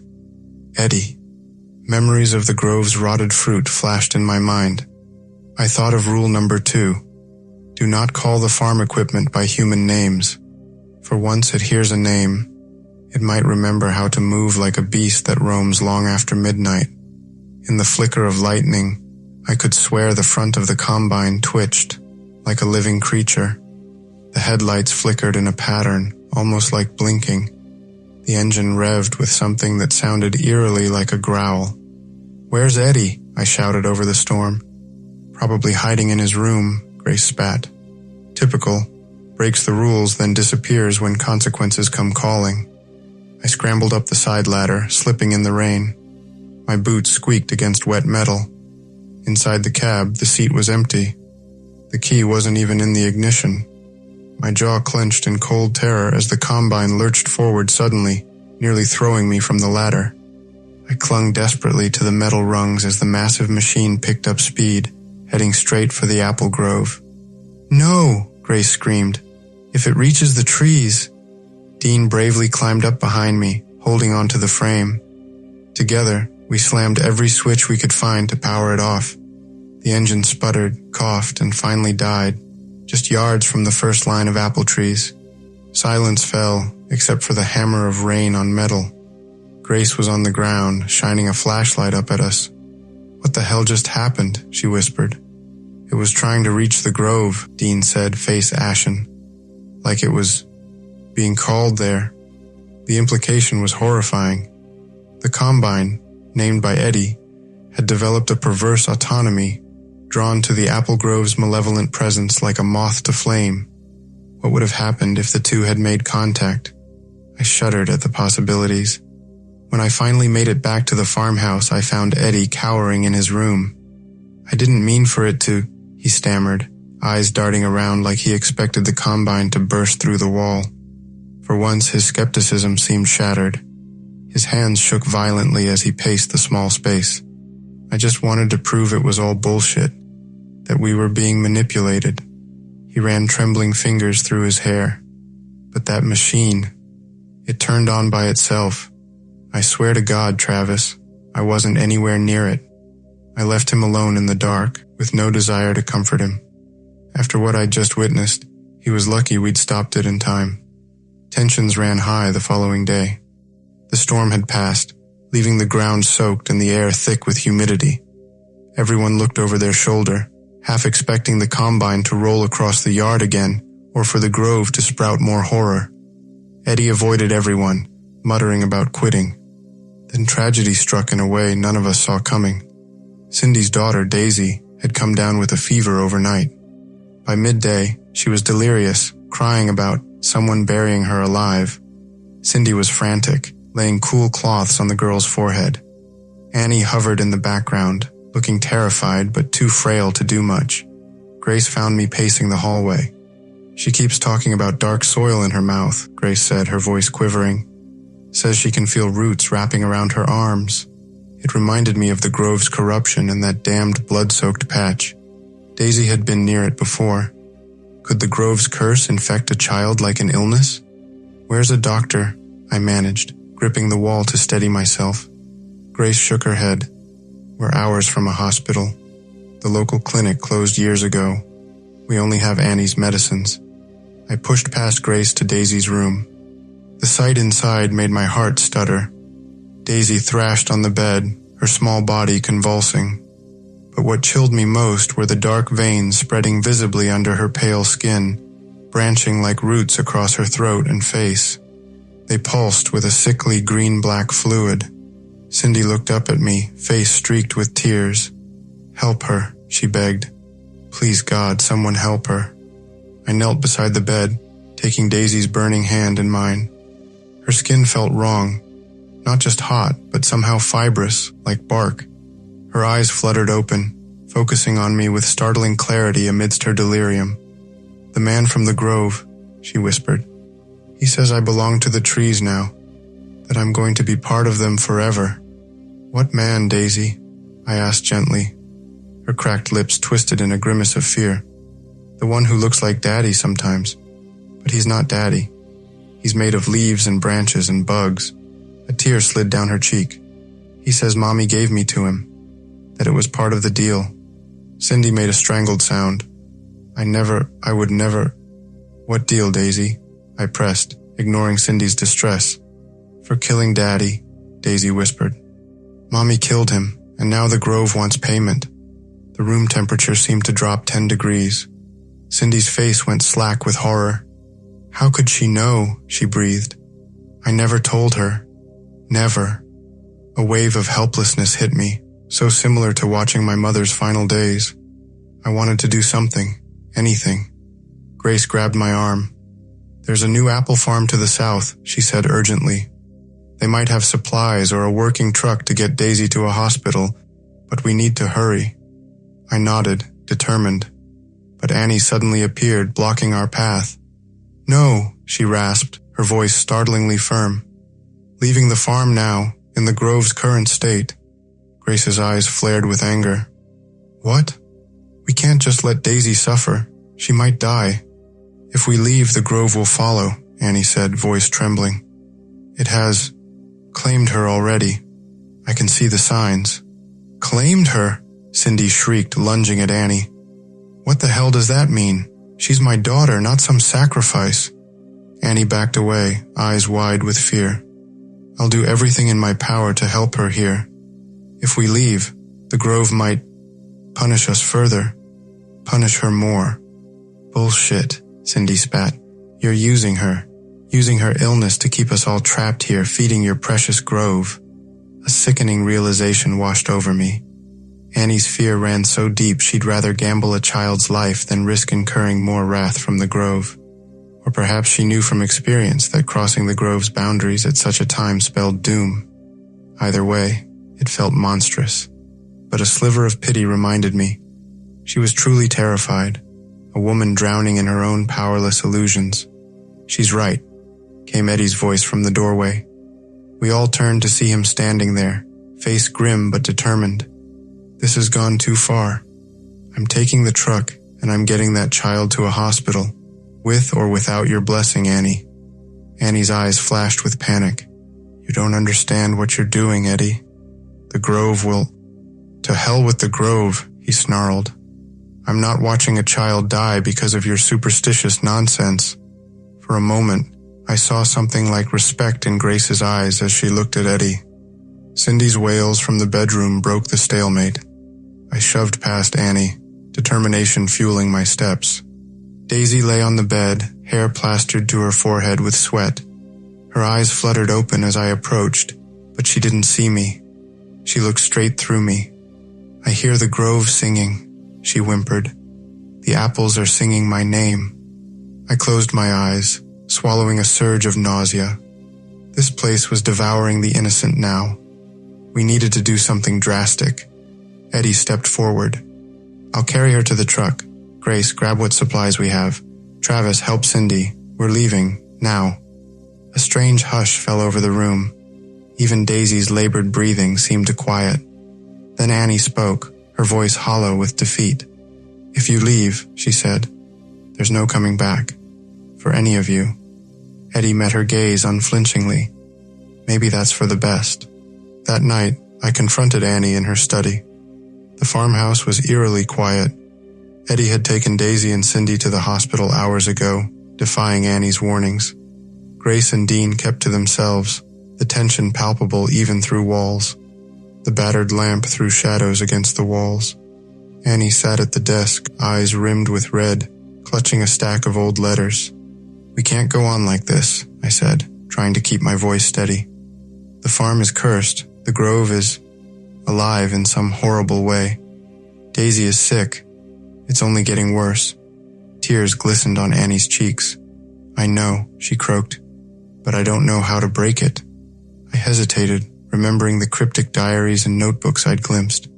There has to be a ritual or something that unbinds this place from whatever twisted presence lies beneath it. She shuddered, pressing a fist to her mouth. If only it were that simple. I've made my share of bargains with this land, Travis. I've accepted its help in staving off my own illness, and it's demanded things. "What have you given it?" I asked. "Blood," she whispered. "Not just animals. People." The air left my lungs in a rush. "What?" Annie's eyes were haunted. "Not directly. I've never killed anyone. But farmhands who vanish in the night? Those who break the rules and face consequences? I've looked the other way. Told myself it was their choice, their risk." Her voice lowered to a painful whisper. "I was desperate after my husband died. The Grove seemed to offer vitality for me, for the farm, but it always asked for more. Now I can't keep it at bay." I stepped back, anger and pity colliding in my chest. "You've been feeding it your farmhands?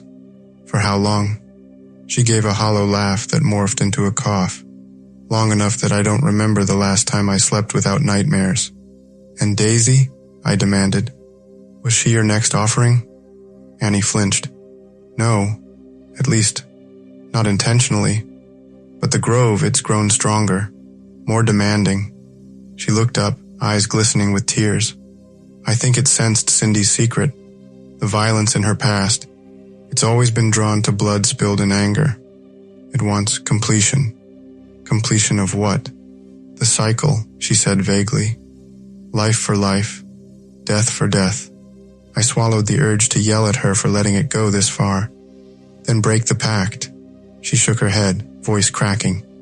"The caretaker's vow is a blood oath. If I break it willingly, it demands a final sacrifice." "Your life," I said, the words hollow. I recalled the diaries, A caretaker's death could sever the grove's hold.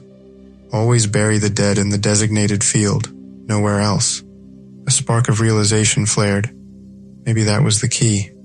Annie's eyes brimmed with tears. "I'm not ready," she whispered. "I'm so scared. Death is what you've been condemning others to," I said sharply, "while you cling to a few more years." She recoiled as if slapped, then her shoulders slumped in defeat. "You're right," she murmured. "God help me. You're right." I understood her fear too well. It was the same fear that paralyzed me when my mom got sick. The same reason I stayed out late partying instead of holding her hand. I trembled with empathy and frustration. But a child lay feverish and haunted because of this grove. The cost of maintaining illusions had grown too high. "Tell me how to end it," I said. "All of it. The pact, the grove's hunger, everything." She looked at me with a mixture of gratitude and terrible sorrow. "I'm dying anyway, aren't I?" It wasn't really a question. Perhaps it's time to make my last sacrifice mean something. Word spread that Annie might hold some kind of solution to the farm's curse but was unwilling to execute it. Cindy and Daisy hadn't returned from the hospital, and Eddie's phone went straight to voicemail when Grace tried calling. The apple grove itself grew quieter, almost biding its time. Eventually, Grace and I agreed we had to push Annie into action, for everyone's sake. We gathered in the barn one late afternoon, far from the grove, to discuss our plan. "We confront her together," Grace said, arms folded.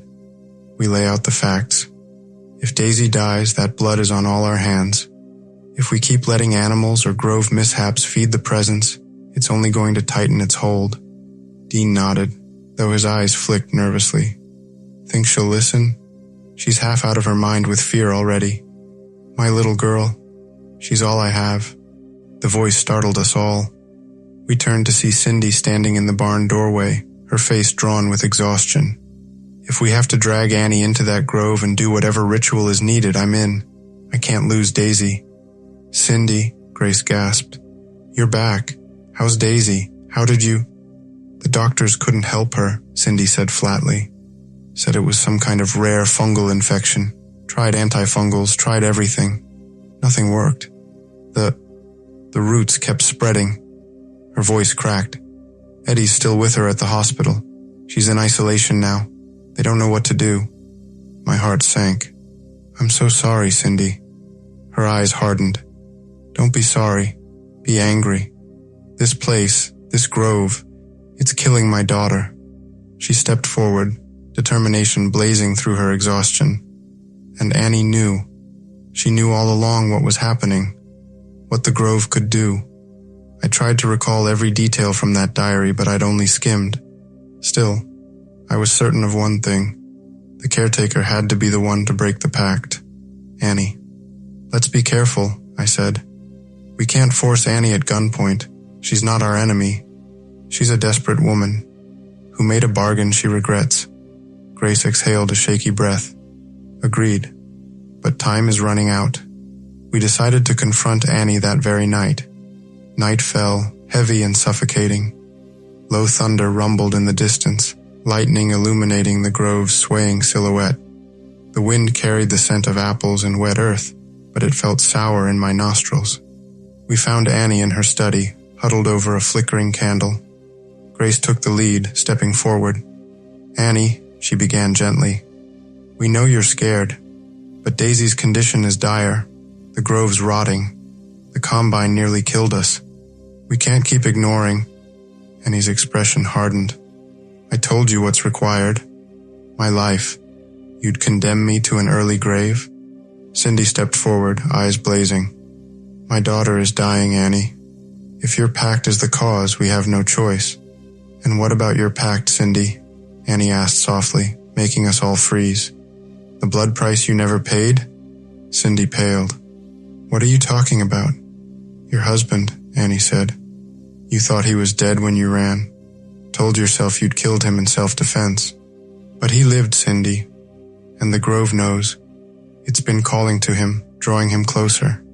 "That's not possible," Cindy whispered, but doubt clouded her features. The grove feeds on unfinished violence, Annie continued. On blood spilled in anger, but not completed in death. It wants closure. You're lying, Cindy said, but her voice wavered. You're trying to distract us, to save yourself. Tears filled Annie's eyes. She looked at me, pleading silently. I remembered how she'd welcomed me, given me a place to escape my guilt. Now I had to stand against her. My voice shook. If we don't free this farm, more people will suffer. You're not living anymore, Annie. You're just existing in fear. She pressed her hands to her face, racked by sobs. I've already lost so much, she choked out. Grace's posture softened. I know. We all have. We're here with you. If you'll let us help. For a moment, it seemed like Annie might acquiesce. Then a gust of wind rattled the windows, and her eyes darted to the grove's shape in the darkness. She shook her head vigorously. No, you don't understand. The grove, it won't let me go easily. Cindy scowled. Then you're choosing the grove over Daisy. I'm choosing to find another way, Annie insisted. One that doesn't require more death. There is no other way, Grace said softly. You know that, Annie. The diary was clear. A caretaker's willing sacrifice. A loud knock at the front door made us all jump. Dean, who had been silent during the confrontation, peered out the window. His face went ashen. There's a man outside, he said. I don't recognize him. Cindy pushed past Dean to look. The color drained from her face. No, she whispered. It can't be. Annie's expression shifted to one of terrible understanding. He's here, she said quietly. The grove has called him home. Who? I asked, though I already suspected the answer. My husband, Cindy whispered, backing away from the window. But he's different. Wrong. Terror laced her voice. His face. Oh God, his face isn't right. Another knock, more insistent this time. The sound echoed through the house like a death knell. Annie began coughing violently, spitting flecks of blood into a rag. The conversation ground to a halt, replaced by Cindy's terrified glare and Grace's worried frown. We couldn't push Annie any further tonight without risking her collapse. Defeat settled over us like a funeral shroud. But far worse was the knowledge that something waited outside, something that had once been Cindy's husband, now transformed by the grove's malevolent influence. Dean grabbed a shotgun from the cabinet in the corner. Stay back, he warned, moving toward the door. I'll handle this. No, Annie gasped between coughs.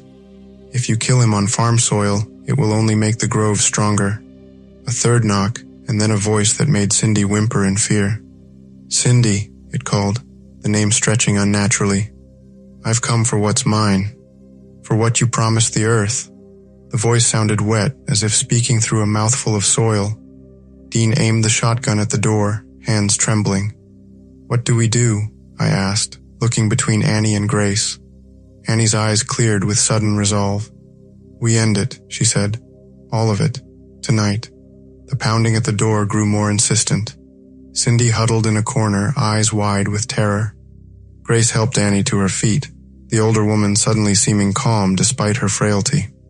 What's the plan? Dean asked, shotgun still trained on the door. The diary mentioned a ritual, Annie said, voice steadier than I'd heard in days. A way to break the pact completely. I need to go to the oldest tree in the grove. In the dark? With that thing outside? Grace objected. It's our only chance, Annie insisted. Cindy's husband, or what's left of him, is being drawn here by the grove's call. The presence beneath the soil is gathering its power, preparing to claim new victims. If I don't act now, we all become its feast. The pounding stopped suddenly. The silence was somehow more terrifying than the noise had been. He's going around back, Dean warned, peering out the window. We need to move now, Annie said urgently. Travis, help me to the grove. Grace, get my wooden chest from the study, the one with all the drawers. Dean, keep watch. Cindy stepped forward, face pale but determined. What about me? Annie's expression softened. Stay here. Your husband, what's left of him, will follow me to the grove once he senses what I'm doing. You'll be safer inside. I helped Annie to the back door, supporting her frail weight. Grace rushed to the study. Outside, the night was unnaturally still. No crickets chirped, no wind rustled the leaves. Just oppressive silence, as if the world were holding its breath. We made our way across the yard, Annie leaning heavily on my arm. "Why now?" I whispered. "After fighting this for so long?" Her eyes met mine, filled with a mixture of fear and resignation. "Because I finally understand what the Grove has been trying to tell me. Death isn't the enemy, Travis. It's part of the cycle. Fighting it only creates monstrosities. Like what's happened to Cindy's husband. Like what's happening to Daisy." She coughed weakly. "I've been so afraid of dying that I've denied the natural order. And the land, it knows. It punishes those who try to cheat it." We reached the edge of the grove.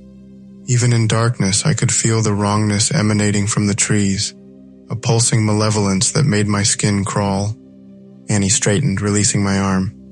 "The oldest tree is at the center," she said. "We need to." A horrific scream cut her off, coming from the farmhouse. Cindy's voice high and terrified. Dean's shotgun boomed once, twice, then silence. "Go," Annie urged. "Help them. I can make it to the tree myself. I can't leave you." "You must," she insisted. "This is my burden to bear, my sacrifice to make." Torn between duties, I hesitated. Another scream decided me. "I'll be back," I promised, then turned and sprinted toward the house. Behind me, Annie shuffled into the apple grove, a small figure swallowed by towering shadows. I burst through the back door to find chaos. Furniture overturned, a lamp shattered on the floor. Dean lay unconscious by the wall, blood trickling from a gash on his head. Grace was nowhere to be seen. Cindy stood frozen in the center of the room, staring at a figure that had once been human. The thing that had been her husband stood by the front door. In the dim light, I could see why Cindy had said his face wasn't right. Half of it appeared normal, if badly scarred, but the other half had a wooden quality, bark-like skin stretching over distorted features. One eye was human, wild with rage. The other was a hollow socket filled with writhing roots. "You took my daughter," it said in that terrible wet voice. "You took my life. The Grove claims its due. I was protecting her from you," Cindy whispered. The creature's mouth stretched in a parody of a smile, splits appearing in the bark-like skin. "The Grove protected me, nourished me with roots while I lay dying in that ditch where you left me." It took a step forward, movements jerky and unnatural. "I've been growing beneath the soil, Cindy. Growing and changing while our daughter calls to me." I looked frantically for a weapon, anything to defend ourselves. My eyes landed on Dean's shotgun, lying just beyond his unconscious form. "Daisy is innocent," Cindy pleaded, backing away. "Whatever quarrel you have with me, there is no innocence here," the thing gurgled. "Only debts, only hunger. The Grove demands completion." I lunged for the shotgun, fingers closing around the warm barrel. The creature's head snapped toward me, that single human eye blazing with recognition. "Another lost soul," it hissed. "Another who abandoned those who needed him most." The words cut deeper than any physical attack could have. I raised the shotgun, but my hands trembled. How did it know about my mother? About my guilt? "Don't listen to it," Grace's voice called from the stairway. She appeared, clutching Annie's wooden chest. It's not her husband anymore. It's the Grove speaking through him. The creature moved with unexpected speed, lunging toward Cindy. I fired without thinking, the blast deafening in the confined space. The shot tore through its shoulder, splintering bark like flesh. But instead of blood, dark sap oozed from the wound, and writhing roots spilled out like intestines. It barely slowed, grabbing Cindy by the throat with a hand that seemed more branch than flesh. I fired again, catching it in the leg. It stumbled but maintained its grip on Cindy, who clawed desperately at the wooden fingers crushing her windpipe. "The Grove," Grace gasped, dropping the chest. "It's trying to stop us from reaching Annie. We need to get to her now." Understanding dawned. This attack wasn't random. The apple grove had summoned Cindy's husband to prevent us from completing the ritual, to stop Annie's sacrifice. "Where is the caretaker?" the creature demanded, its voice resonating with multiple tones, as if several entities spoke at once. "Where is the one who made the vow?" "Let her go," I said, aiming at its head. "Or the next shot goes through your eye. What's left of it?" The creature's mouth split in a grotesque grin. "Bullets cannot kill what roots sustain. The grove is eternal." But it released Cindy, who collapsed gasping to the floor. "I will find the caretaker. The pact must continue." It turned toward the door, movements becoming more fluid, more inhuman with each step. I fired again, but it barely registered the impact, shambling out into the night. "We need to reach Annie," Grace said urgently, helping Cindy to her feet. "Before that thing does." "What about Dean?" I asked, gesturing to his still form. Grace checked his pulse. "He's alive. We'll have to leave him. If that thing reaches Annie before she completes the ritual, the grove will claim a new caretaker," Cindy finished, voice hoarse, "and the cycle will continue." We grabbed flashlights and hurried out after the creature, following its trail of broken branches and viscous sap toward the apple grove.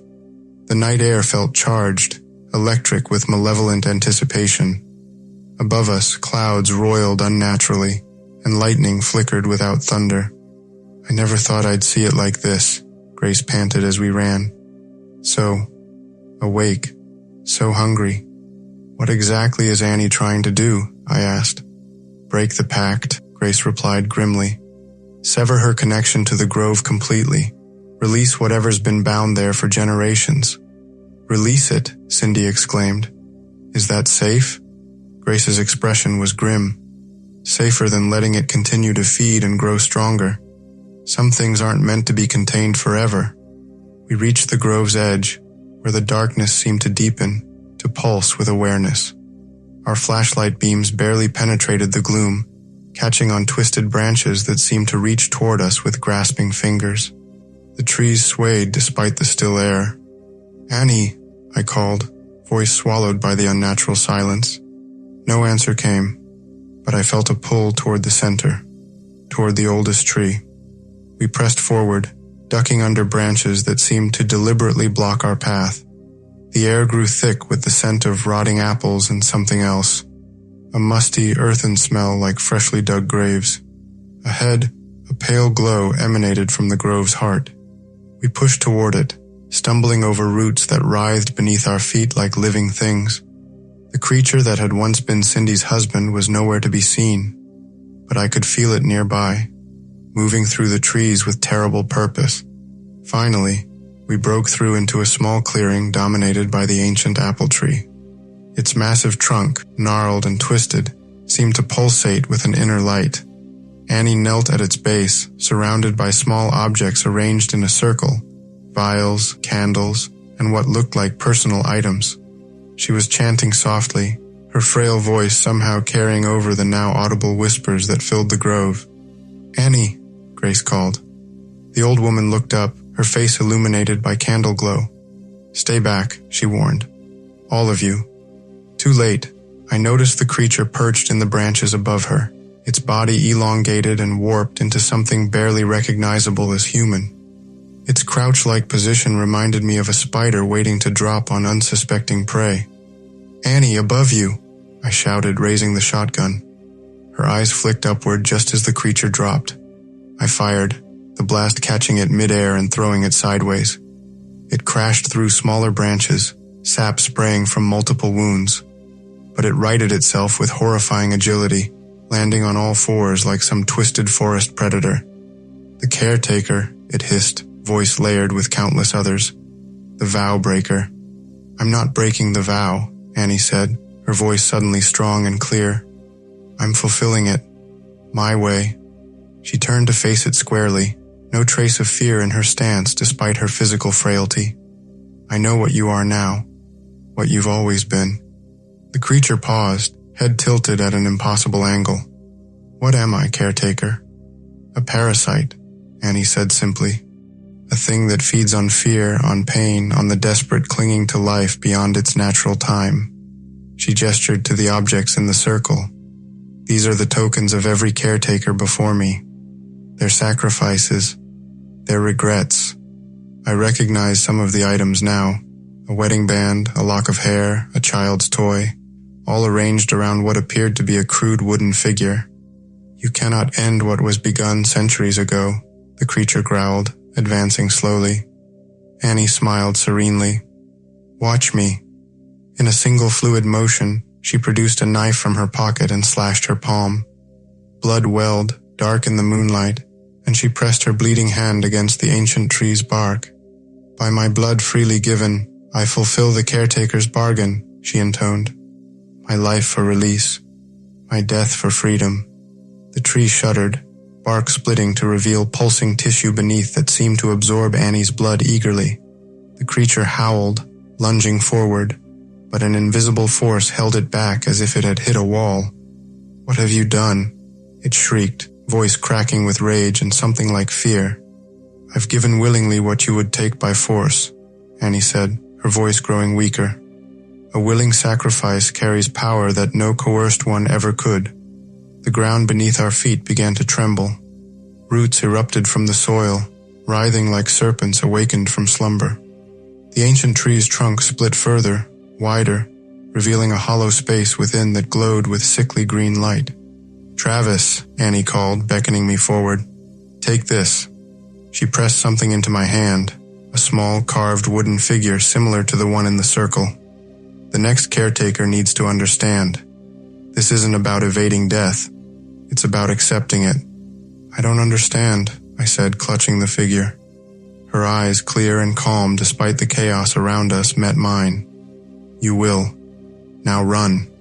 All of you. Grace grabbed my arm, pulling me back as the trembling intensified. Cindy's scream cut through the night as roots surged upward, encircling Annie's kneeling form. The creature that had been her husband convulsed, bark flaking from its body in large chunks, revealing glistening tissue beneath that pulsed with the same sickly light emanating from the tree. We need to go, Grace insisted. Now. I resisted, unwilling to abandon Annie. But this is her choice, Grace said firmly. Her sacrifice. Honor it by surviving. We retreated, stumbling backward as the apple grove seemed to collapse inward, trees bending toward the center like they were being sucked into a vortex. The creature thrashed among the roots, its howls transforming into something more like the cracking of great trees in a storm.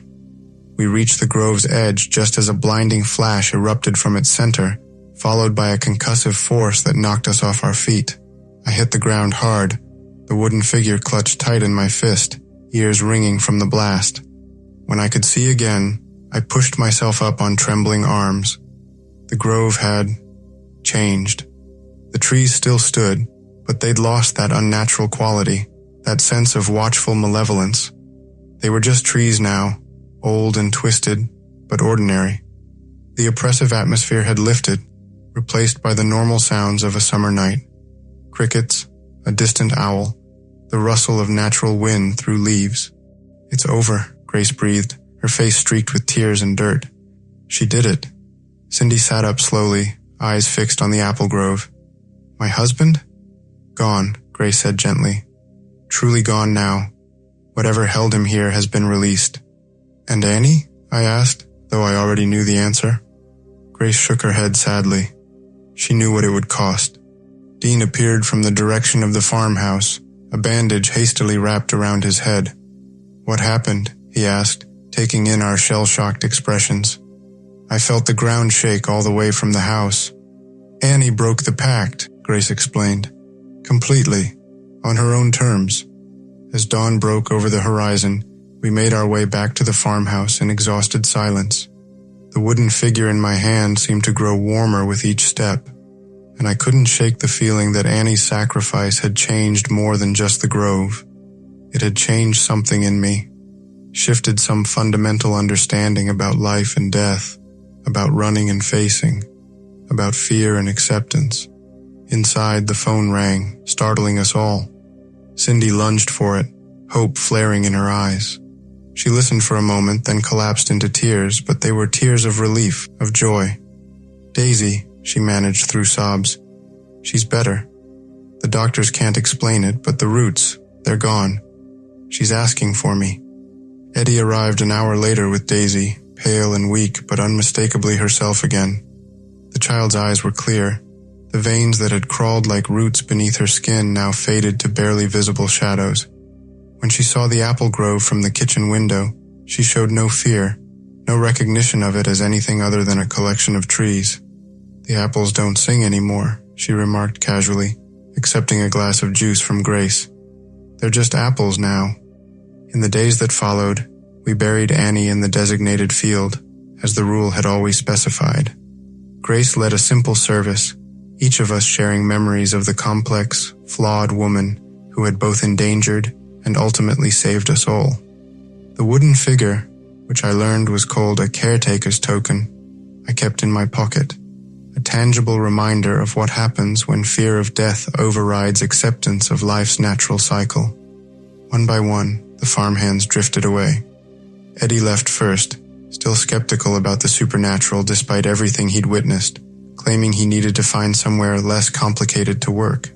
Dean stayed longer, helping Grace manage the transition, but eventually he too moved on, saying he was finally ready to face the memories he'd been running from. Cindy and Daisy remained, moving into Annie's old room. The farm would be theirs now, Annie had specified in a will none of us knew existed until a lawyer appeared with the paperwork. "To those who have suffered most," the document read, "the chance to heal most completely." As for me, I stayed through the rest of summer, helping with the harvest of perfectly ordinary apples from trees that no longer whispered or bled or grew eyes in their fruit. I talked to Grace about my mother, about my absence during her final moments, about the guilt I'd carried like a stone in my chest. Somehow, having faced the grove's horrors and witnessed Annie's sacrifice, that stone seemed lighter. When September came, I packed my bags. College was waiting, and I felt ready, truly ready, to return to the world. Grace hugged me tight before I boarded the bus. "You know you can always come back," she said. "Not as a farmhand, as family." I nodded, throat tight with unexpected emotion. "I know." Cindy and Daisy waved from the porch as the bus pulled away. For once, watching something recede in the distance didn't feel like running away. It felt like moving forward, carrying what I'd learned rather than fleeing what I'd lost. I felt sleep tugging at my eyelids. Slumped against the bus window, I watched the scenery blur into shades of green and gray. Thoughts tumbled. Grove roots, caretaker's vow, guilt. The gentle rumble of the engine lulled me into a half-doze. Whatever waited for me, I'd learned one truth. Some rules exist to protect us from horrors we can't comprehend. And some illusions of control, like defying death itself, can twist even the gentlest souls into something unrecognizable. In the end, acceptance might be the bravest path of all. The bus rumbled onward, carrying me far from that farm in Ohio with its strange rules, deeper into an uncertain future. And somehow that felt exactly right. That's the end of this story. If you enjoyed the video, subscribing to my channel would help me out more than you can imagine. I appreciate you, and I'll see you soon.